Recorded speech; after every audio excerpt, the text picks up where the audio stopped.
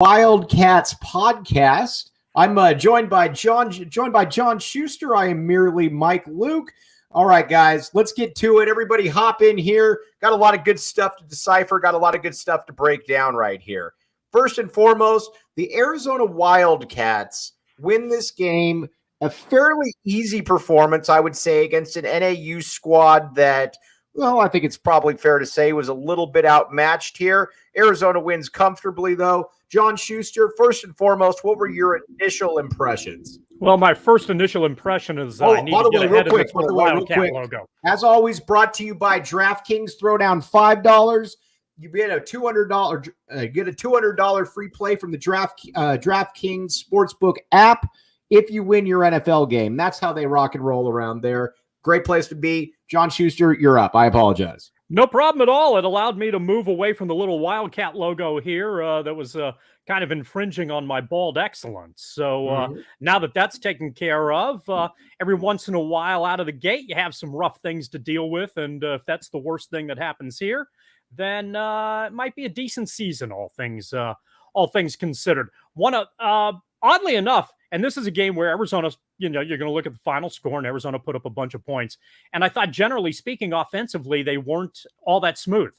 What I thought was really interesting and nice to see. Good evening, Scott. Nice to see you, man. One of the things that I thought, and Nick, nice to see you as well. One of the things that I thought was interesting is that Arizona did a really nice job utilizing different defenses, especially some pressure defense, to have a willingness to score on the offensive end, which is sometimes, and this was one of the issues I think that we saw over the last dozen years of Wildcat basketball. It was almost like the mentality was it's supposed to be hard. It's supposed to be difficult. Basketball is like a metaphor for life. You've got to struggle for every little thing you get. No, sometimes you want to have a weekend in Cancun. And if the press defense for Arizona is kind of like that, and the Cats can score some easy buckets here and there, it helps to open some things up, create a little bit momentum. The fans get behind it, and all that's good. Yes, and let's talk about that a little bit. Arizona wins 81-52. Hop right in here. Nick Howard says, I missed the run of death because my toddler wouldn't go to sleep and needed to watch cartoons. Nick, you've been awesome. You know what? We're going to give you a little bit of a pass, a reprieve on that. But let's expand a little bit on what John Schuster threw out right there. And Shu, I think it's perfect what you just said about how on a game where Arizona wasn't necessarily hitting on all cylinders, at least offensively to start the game, it was almost like, okay, we're going to ramp up the defense a little bit. We're going to try some different attitudes right here, some different angles to try to get some easy offense there. And I couldn't believe it. I was sitting there watching the game in the first half when there was a press for a possession or two. It's like, what in the world is going on here? But I think what you're going to see a guy that is going to, I think he's going to mix and match a little bit here, Tommy Lloyd, depending on the game. And as we've talked about before, it's much more difficult to scout when you're in a situation like that. If you can do a lot of things well, it helps. And it seems apparent that Arizona is going to try a variety of different things throughout the course of the game to try to mix things up and to see what's ultimately effective. Generally speaking, I didn't think they were particularly good in the half court. And I'm not sure their overall shooting percentage is that stellar. I know Ben Matherin specifically had struggled quite a bit from the field tonight. Last I heard, he was somewhere like 2 of 13 from the floor. So you hope from an Arizona offensive perspective, that's something that's going to get better. But the willingness to try to mix it up, the willingness to see what works, an ability to be able to utilize something on a consistent basis, I think, or throughout the course of the game and be fluid on offense and fluid on defense, I think can go a long way toward helping Arizona. When one thing doesn't go right, you have an opportunity to try something else.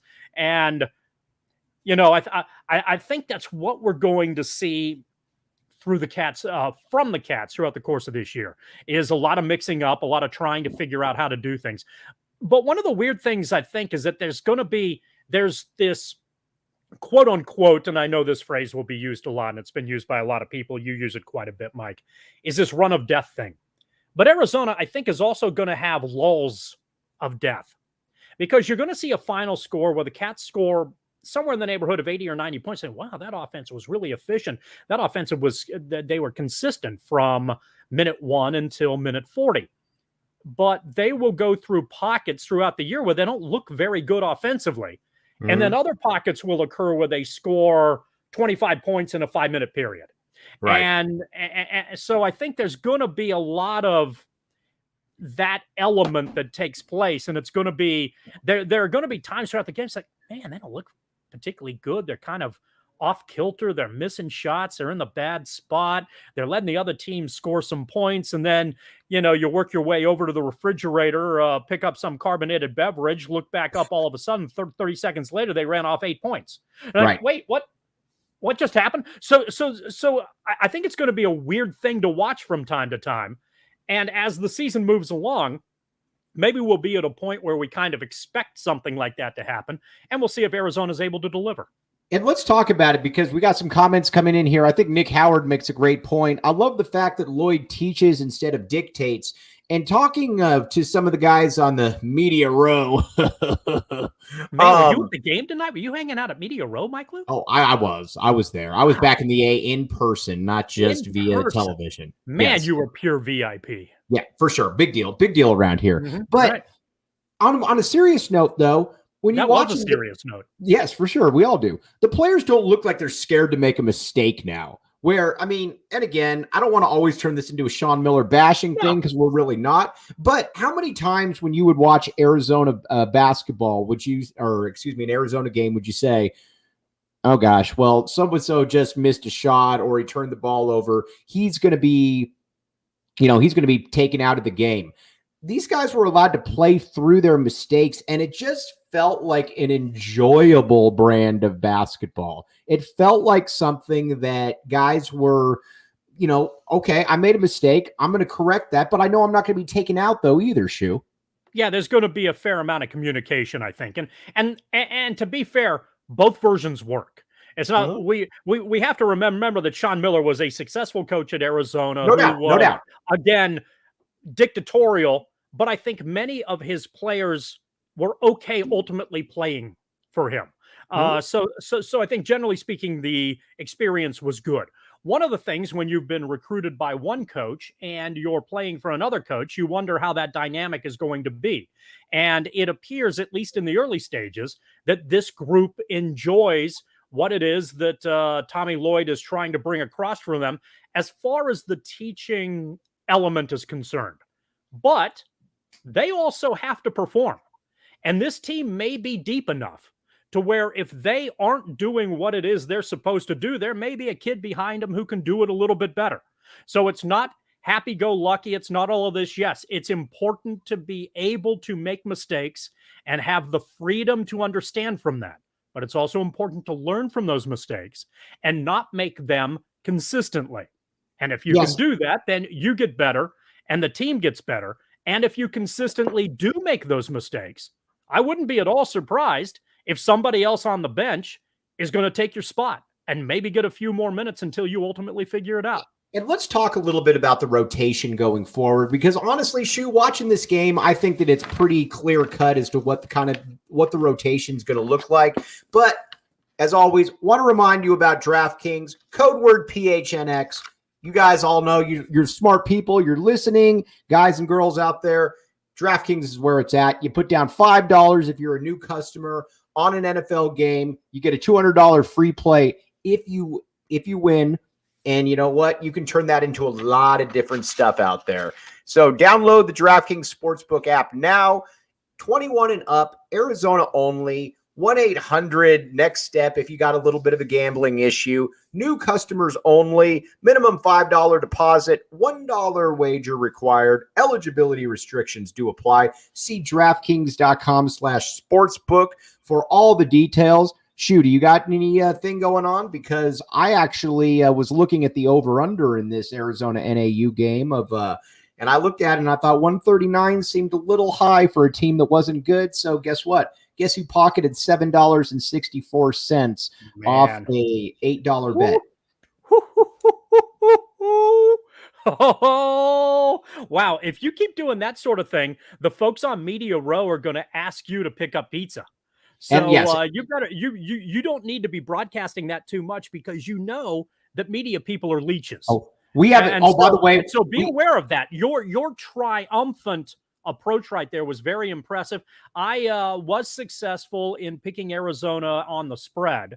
I was a little bit concerned for a good portion of the game, but they pulled away in the last 5 or 6 minutes and gave themselves a little bit of a buffer. That was nice. I was not as comfortable with that over underline for the same reason you weren't, largely because of NAU. I thought Arizona could score 80 or 90, but I wasn't sure if we were going to get another game that was similar to Eastern New Mexico. And it turns right. out that in the end, we ultimately did. So 2 games in a row, one that didn't count, one that did. Ultimately, kudos to Arizona defensive end. Let's get to the rotation and some of the player talk. And by the way, Nick Howard, thanks for giving us a little bit of info. The KO is on the TV. I am if I will tell you what, if I wasn't doing this, I'd be watching KO. So let's see here. Low Tone Capone says Chris Ball is not impressed. Just kidding. Excited to see the Pac-12 basketball period. I agree. Luis Molina said, I agree, Shu, but I like this offense much better than Sean Miller's offense. This is, I think that's probably the understatement of the year. And it's a great point, Luis. Even when shots aren't falling, even when things look a little clunky, how many times did you see alley-oops at the rim that didn't look like they probably had much of a chance of connecting? But there was far more of and we've joked about this in the past, there was far more of an attack type identity when they had the ball, Shu, where, like you said, it didn't look like they were trying to just be busy out there. It looked like they were trying to actually score and push the tempo doing and such. Under the previous regime, you got what felt like one alley-oop a game coming out of a timeout. Right. And the thought process was, man, Miller can write some really good, can draw up some really good plays coming out of the timeout. And then you wonder, their offense often throughout the course of the game might have stalled in the half court a little bit. It seems like Arizona's happy to go to the rim with Lloyd as the coach as often as they possibly can. Right. And in that regard, I was a lot more impressed with Coloco's ability to hold on to the basketball than maybe I expected here. And they seem to be using him as a guy that they don't fear running a play for necessarily. I expected, you and I have talked about this a few times. I have high regard for Coloco. I think he's extremely important in Arizona's success this year.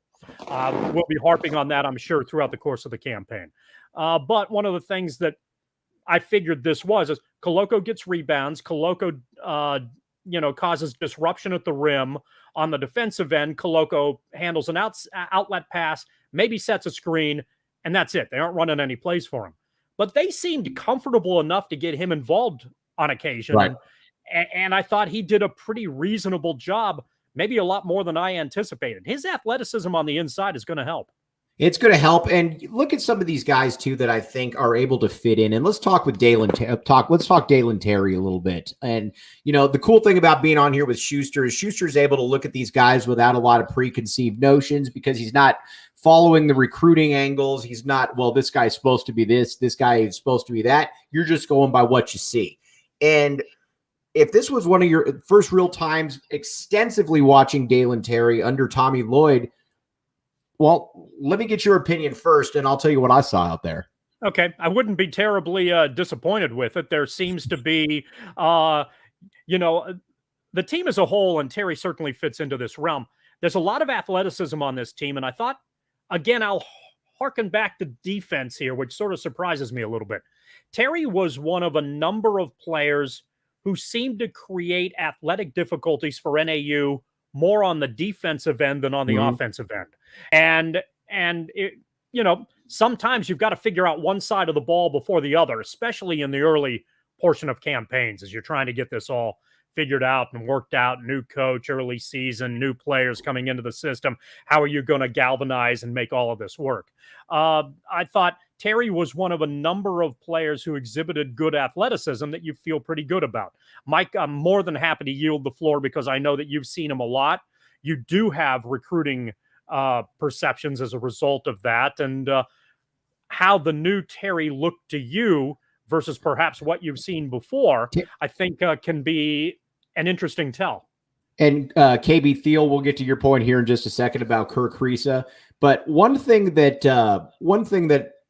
I watched it with Jalen Terry is that he's kind of the epitome of a guy that I don't think Sean Miller quite would know how to use, because Sean Miller, unlike Tommy Lloyd, was very much of a, I need to put you need to do this, this, and this. So I could see him basically being a guy that's not a great shooter that's being told to stay in the corner and shoot threes. Jalen Terry, not a good shooter. But you know what Jalen Terry is? He's about 6'8". He's incredibly long. He's active. And like you said, his impact, I thought, was the best on the defensive side of the ball, where he has an athleticism length factor that nobody on NAU had. That's no surprise. Sure. That's NAU we're talking about here. But then you go over to the offensive side of the ball. The guy had 4 assists in literally the first 10 minutes of the game. He does a little bit of everything out there, and honestly, Shu, he feels a little bit, and again, I don't want to go all the way here. He's got a little bit of Rondé Hollis Jefferson in him, I think. That's not a bad thing to have. No, that's not. Yeah. And I'm not convinced, certainly by virtue of game one. And I saw a little bit of Kansas and Michigan State, and I saw a little bit of Duke and Kentucky. There were some other, really good basketball teams that played out there. It's like, holy crap. There's some talent out there. There's some physicality. There are some kids who can play. It felt like there was a significant difference between what is the expectation from a top 10 team and what is Arizona, which you have labeled as a fringe. I think the term is backdoor top 25. Back end, not backdoor, back end. Thank you. And so they're going to be a team that flirts with 20 to 30 a lot, probably a lot throughout the course of the year. But at this stage, I don't know how physical they are, but I think they're athletic. And the length that they have, I think, can be more of a problem on the defensive end than a lot of folks anticipate.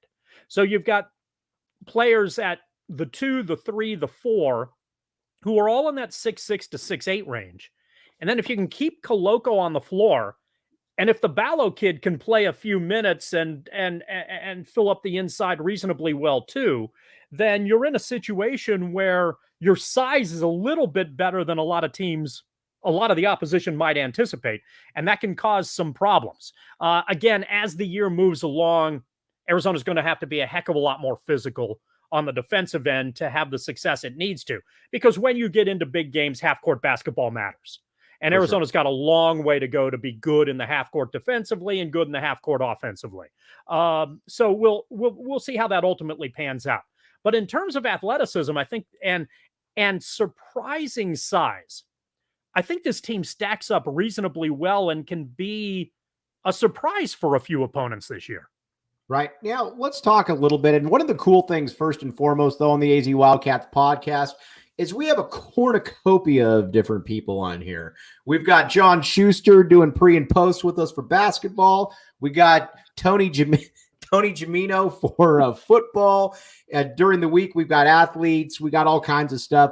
AZ Wildcats podcast. Go check out Go PHNX as well. Lots of good stuff there.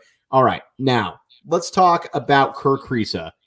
And to me, he's kind of the epitome of kind of the changeover, because he shot a lot of shots tonight. I think it was 6 of 14 from the field, if I'm not mistaken, and some quick threes in transition, which I'm cool with. But you know what didn't happen? When he took a quick three in transition, he wasn't yanked out of the game. Right. And he is a guy that I think you could just tell by watching him. And again, it's NAU. But you can tell that this is a guy that I think is going to have some really big scoring games, because each time the ball leaves his hand, Shoe, it looks good. It looks like the shot's going to go in. I could see him having some high 20-point games this season. Yeah, I think that's a very real possibility. I think you're going to get that number. What I think, and that would be nice, because if you can have one guy, the combination here, there's a couple of things that are sort of going on. Arizona, I think, has the ability to sometimes have games where maybe 5, 6, or 7 players score in double figures. Really a great thing to have. But if they also have a roster where one or two players might be able to score 25, might be able to get close that to gives you a 30 big when you need a margin for bucket here error and there. right Those are good combinations because it makes it a little bit more difficult on the defensive end. So, and I think Kersa is one of those guys who might fit into that mold, and that's what you're ultimately hoping for. I think a lot of folks are rightfully hoping that Mathurin fits into that category as well, and he's the one guy in a night where a lot of Wildcats did good things. He's the one where you look at, especially from a shooting standpoint, that didn't perform particularly well. But I think your point's made well here. Arizona still put up a lot of points, even with one of their, what you anticipate being leading scorers, having an off night. So that's a good sign that they can score from a variety of places on the floor. I think it's interesting. Luis Molina says, I don't cringe anymore when teams go zone on Arizona. And I hadn't really thought about it, but I think that's an interesting way of putting it, because watching it, because in the past, there were so many times where Arizona's spacing on the floor was just kind of crummy, to be honest with you. There just wasn't, you didn't have really a lot of guys that could shoot. You had a bunch of big men in there. This was the first time where you would see lineups where you would have a Ker Kersa, and then you would have a Kim Aiken Jr., who I think we're finding out is a pretty good shooter. Then you would have, obviously, Apello Larson. He's a kid from Utah. Didn't look great tonight to answer Nick Howard's question, but he shot 49% from three last year at Utah, or 44. I can't remember off the top of my head. So you've got guys. Number. It's a good number. Ben Mathurin shot almost 40% from three last year. These are guys that can shoot. So you know what? And nothing looks fluky about it. So yes, in the past there would be like, oh gosh, teams go in zone. I think with the way this team gets up and down, and with the way they can force, you might want to zone this team kind of at your own peril at times, which is a little bit of a departure from the past. Yeah, I think Arizona's going to see a lot of man-to-man defense this year, precisely because of that. Because one thing we're going to discover fairly quickly, and this shouldn't be a surprise given his pedigree, is that Tommy Lloyd teams can pass the ball and are very unselfish.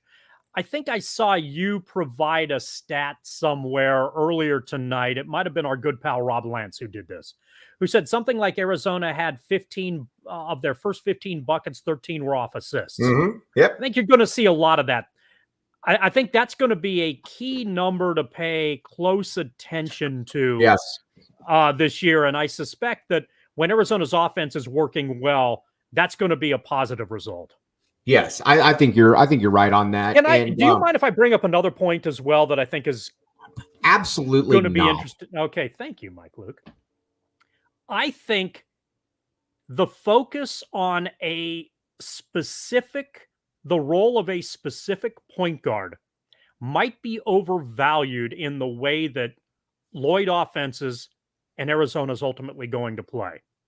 They don't necessarily need one person to set up an offense in the half court. Right. Precisely because there are four guys on the floor who can get to their spots and all seem to have a willingness to move the ball around and make an extra pass.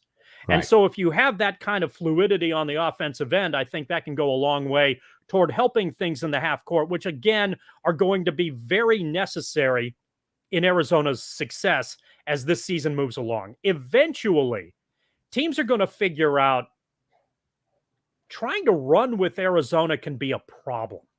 Right. Now, obviously, there are going to be exceptions here. Oregon can run up and down the floor. They'll be fine. UCLA can run down the floor. They're going to be fine. USC, you can probably say the same thing about. There are going to be a number of teams on the schedule that come into this and think, okay, we got to control tempo here. We got to make this a half-court game and try to slow things down and force the Cats into that regard. And again, limit turnovers as well. NAU committed, I believe, 22 turnovers tonight. You get that sort of a number, it plays right into Arizona's strength, which is scoring in the fast break, scoring in transition, scoring easy buckets. But when you get the Cats in the half court, Arizona's ability to pass the ball from a variety of different players and a variety of different spots on the floor, I think is going to be helpful. Yeah. And you know what's also interesting about this, and I think KB Thiel makes an interesting point on this.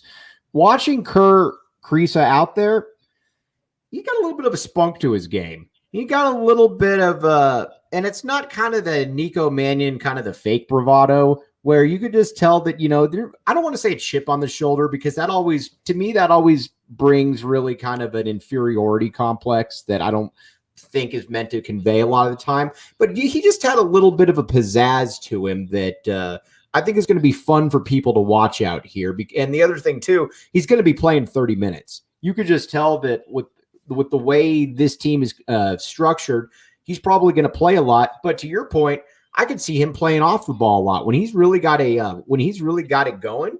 I could see him going off the ball because, like you said, I don't think it really matters too much if Jalen Terry or Pelle Larsson or Justin Kier is initiating the offense, because it's going to look it's not so much about initiating the offense. It's about the offense once the ball is actually on the wing right there, where I think it's going to be different and more free flowing.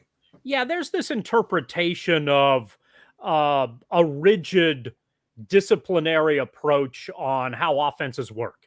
Right. Point guard is supposed to set up the offense. Two guard is supposed to shoot. Right. Your three is going to be the guy who can stretch the floor and get to the rim and utilize athleticism. The 4 and the 5 are going to be in there to clean up and get rebounds and maybe post up. And that sort of, I don't think that's going to be the dynamic here. I think there are going to be a lot of interchangeable parts. And as a result, you'll have places on the floor. Sure. Bring up the ball.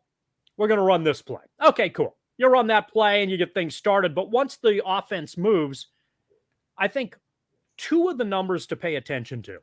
First one is, how balanced is Arizona in scoring?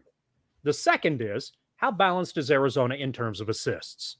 And I suspect on the games where Arizona's offense is working well and working efficiently, you're going to get balanced numbers in both of those categories. And if you do, that bodes well for the U of A's possibility of success and at least what they want to achieve in terms of efficiency on the offensive end. Yeah, and that's honestly what I look for. I just kind of look at how things roll. I just kind of look at how things go during the game, and this just seemed to be more free-flowing. Again, I'm not making it out like this is the Golden State Warriors here, because in college basketball, you don't have a lot of teams like that. Well, you don't have any teams like that because these kids are 18, 19, 20 years old. They just don't have that capability. But, shoot, before we kind of wrap everything up here, and again, if you're not on DraftKings, what are you doing? We've been going over this for 2 months. Shoes on DraftKings. I'm on DraftKings. As I already told you, I looked at the ones. And we both won money tonight on DraftKings. I made over $7. I made over $8. I might have made as much as $9.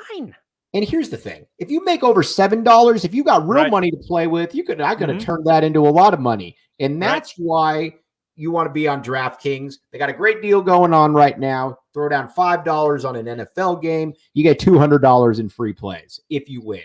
Again, $5 on any NFL game. DraftKings Sportsbook app, code word PHNX. Throw it in there. They'll take care of you. Okay, Shu. Before we go, I watched a lot of college hoops today before I headed over to McHale to sit in media row. Right, VIP. Yes, and one thing that I noticed is this year feels a little bit different. It feels like there's going to be some real juggernauts in college basketball this year. Watching, I think Kansas, what they did to Michigan State in that second half was incredibly impressive. Duke's going to be a problem, but it's still kind of the same thing for me, where there's going to be 5 or 6 teams that are kind of clearly above everybody else. And then there's going to be a pack of about 15 to 20. And I think if you're Arizona and you can reside in that second pack, take that every day of the week. I think I'm curious about a couple things, one specific and then one a generality. The specific is a game that I think it takes place Friday. I'm really curious to see how Villanova and UCLA plays out. Yes.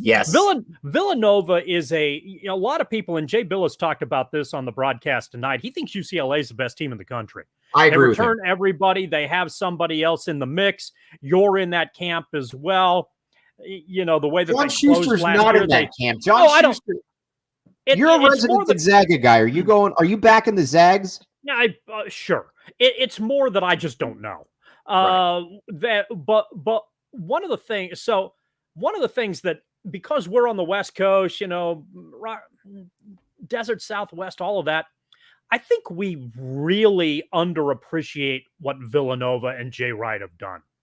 And I expect them to be looked at them. They played the same caliber of opponent that Arizona did and did a lot of the same things that Arizona ultimately did. But I think Villanova is really good too.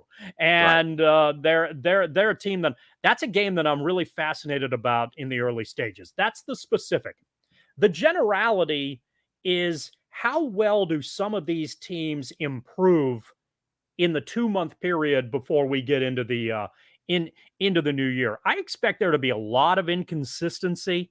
I expect there to be a lot of ugly basketball, and I'm wondering if we're actually going to see around January or February some teams make a significant leap to close the gap against, let's call it the group of 5, for lack of a better way. You can probably come up with 3 teams that you think are in that group. Maybe you can come up with 8 teams that are in that group, whatever the juggernauts are, where there are members of that second tier that actually separate themselves a little bit and improve so much that maybe the other teams that are really good, the juggernauts, if you will, don't have the same kind of improvement because they kind of coasted early on and have to figure out a way to make up the difference as some of these other teams, once they're figuring it out and get the consistency in play a little bit, perhaps close the gap a little bit once we get into the second half of the college basketball season. Everybody out there, we appreciate you tuning in to the first game of the season. Shu and I will be back with you Friday evening, breaking down Arizona's next game. We got also Tony Gimino will be on with us Saturday. I think Schuster doesn't know this, but Schuster is going to be asked to join on a I didn't want to say something that sounds wrong right there, but Schuster's going to be asked to join. So you know what? That's called a tease. Hopefully we'll be having Jamari Joyner on here in a day or two, talk some U of A football, back in the A to the fullest. But for everybody out there, we greatly appreciate it. And this is the first of about 40 different games that we're going to be breaking down. But a lot. So for John Schuster, again, I am merely Mike Luke. That would be him. You've been listening to the AZ Wildcats podcast. Thanks again, guys.